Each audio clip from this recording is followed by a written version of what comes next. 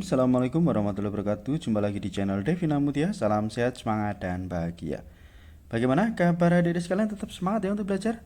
Dan pada kesempatan kali ini akan kita lanjutkan bahasan soal dari buku ISPS atau Erlangga Straight Point Series untuk SD atau MI kelas 5 pelajaran matematika.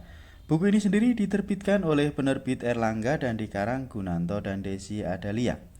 Adik-adik sekalian, sebelum belajar jangan lupa ya untuk selalu berdoa agar diberikan kemudahan, kelancaran, dan juga ketelitian saat belajar maupun mengerjakan soal. Untuk itu, marilah sejenak kita berdoa bersama ya. Berdoa mulai. Berdoa selesai. Oke adik-adik sekalian ya, kita masih di bab 4. Bab 4 itu tentang kubus dan balok ya. Tepatnya kali ini kita akan belajar tentang jaring-jaring kubus ya, atau soal teropong UN ya. Ini sebenarnya adik-adik bisa scan juga ya dari barcode ini untuk mengetahui penjelasannya. Tapi sebelum itu ya, kita bahas sedikit tentang jaring-jaring ya. Apa itu jaring-jaring? Di sini udah dijelaskan ya. Ya, jadi sebuah bangun ruang jika dipotong pada beberapa rusuk kemudian direbahkan akan terbentuk suatu gabungan dari beberapa bangun datar. Nah, gabungan bangun datar tersebut yang dinamakan jaring-jaring bangun ruang. Nah, kita lihat di sini ya, ada jaring-jaring kubus. Nah, kubus seperti ini, kalau kita potong di beberapa rusuknya, nah seperti ini ya, dibuka, maka akan terbentuklah jaring-jaring. Nah, kalau kubus sendiri itu, kalau dipotong pada rusuknya, nah bangun datar yang terbentuk adalah bangun persegi. Nah, kita lihat seperti ini. Nah, kalau kita buka jadinya seperti ini jaring-jaring kubus. Nah, ini kita bisa menentukan mana yang bagian alas, mana yang bagian atasnya ya. Ini bagian alasnya, kemudian ini samping kanan, ini samping kiri, ini bagian depan, belakang, dan ini adalah tutup atau bagian atas ya. Jadi alasnya bagian sini kita tulis alas dan ini tutupnya. Itu untuk mempermudah kalau kita membayangkan seperti apa bentuk kubus yang terjadi. Nah, itu ya. Oke. Nah, ternyata berdasarkan cara memotong bagian rusuknya, kubus itu mempunyai beberapa bentuk jaring-jaring ya. Nih, contohnya ya, ada beberapa contoh jaring-jaring dari kubus. Nah, ini ada 1, 2, 3, 4, 5, 6. Nah, ini kalau kita tentukan atau kita gabungkan maka akan terbentuk sebuah bangun ruang yaitu kubus. Kita lihat di sini ya, misalnya ini berarti kita angkat ke atas, ini samping. Nah, ternyata kalau kita bayangkan ya, yang menjadi bagian alasnya adalah ini, adik-adik sekalian ya.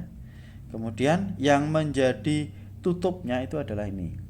Nah, ini adalah bagian alas, yang ini bagian tutup. Ini bagian samping kanan, samping kiri ya. Kemudian ini bagian belakang, ya ini bagian depan. Nah, demikian juga untuk yang lainnya adik-adik sekalian ya. Bisa dibayangkan ya, supaya mudah ditentukan ya, mana yang bagian alas, mana yang bagian tutup. Oke, langsung aja ya kita ke pembahasan soal yang akan kita bahas bersama ya. Perhatikan gambar berikut. Nah, di sini ada 7 buah bangun datar yaitu persegi. Nah, kalau bangun persegi ini berarti kalau kita gabungkan nanti yang terbentuk adalah bangun ruang yaitu kubus. Nah, agar menjadi jaring-jaring kubus, bangun persegi yang harus dihilangkan adalah nomor. Nah, ini kita lihat di sini. Supaya menjadi kubus, bangun persegi yang harus kita hilangkan. Kita lihat ya. Nomor 6 kita hilangkan coba. Kalau nomor 6 kita hilangkan, maka apakah bisa terbentuk bangun ruang yaitu kubus? Nah, coba ya kita kasih silang aja biar tidak mengganggu. Kita bayangkan ya, ini berarti sebelah oke, ini bagian depan, ini bagian samping kiri ya. Kemudian ini belakang, tutup. Lah, ini ternyata nomor 5 ini sebagai alasnya. Kalau kita hilangkan yang nomor 6 ya.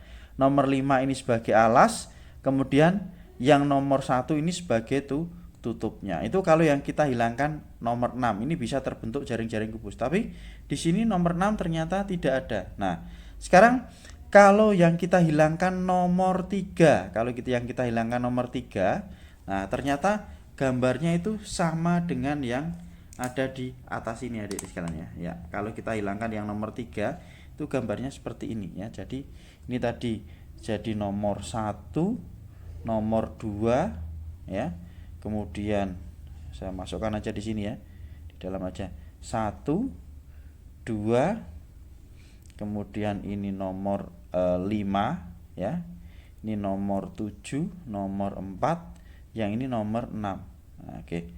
Ini kalau kita hilangkan yang nomor 3, lah gambarnya seperti ini adik-adik sekalian. Nah, maka kita bisa tentukan mana yang bagian alas, yang mana yang bagian tutup. Nah, ternyata alasnya itu yang bagian 5, tutupnya yang bagian nomor 1 ya. Alasnya nomor 5, tutupnya nomor 1. Ini juga terbentuk bangun ruang yaitu kubus ya. Jadi ini nanti bagian depan, kemudian ini belakang ya, ini samping kanan dan ini samping kiri lah, terbentuknya seperti ini. Jadi kalau digabungkan jadi bentuk kubus itu kira-kira berarti yang ini adalah nomor 5 ya. Nomor 5. Kemudian yang di sini bagian depan itu nomor 7. Ini nomor 7. Kemudian di sini yang samping kanan ini nomor 6. Yang samping kiri nomor 4 ya. Yang bagian atasnya itu nomor 1 dan yang bagian belakang ini nomor 2. Kira-kira seperti ini ya. Nah. Oke. Seperti itu. Jadi yang bisa kita hilangkan adalah nomor 3 dan 6 karena nomor 6 ada, maka yang kita hilangkan adalah bagian nomor 3. Jawabannya adalah yang B adik-adik sekalian ya. Itu jadi sebenarnya untuk terbentuk bangun ruang kubus bisa yang kita hilangkan nomor 6, bisa juga yang kita hilangkan nomor 3. Kalau nomor 6 berarti seperti ini, kalau yang kita hilangkan nomor 3 seperti ini ya. Nomor 3 berarti 6-nya tetap ada. Tuh, jadi untuk soal untuk soal teropong UN kali ini jawabannya adalah yang B. Nah, gambar jaring-jaringnya kira-kira seperti ini, kalau dibentuk jadinya seperti ini. Itu adik-adik sekalian ya penjelasan untuk soal teropong UN di halaman 101. Untuk penjelasan soal berikutnya tetap ikuti terus di channel Devina Mutia ya. Terima kasih sudah belajar bersama.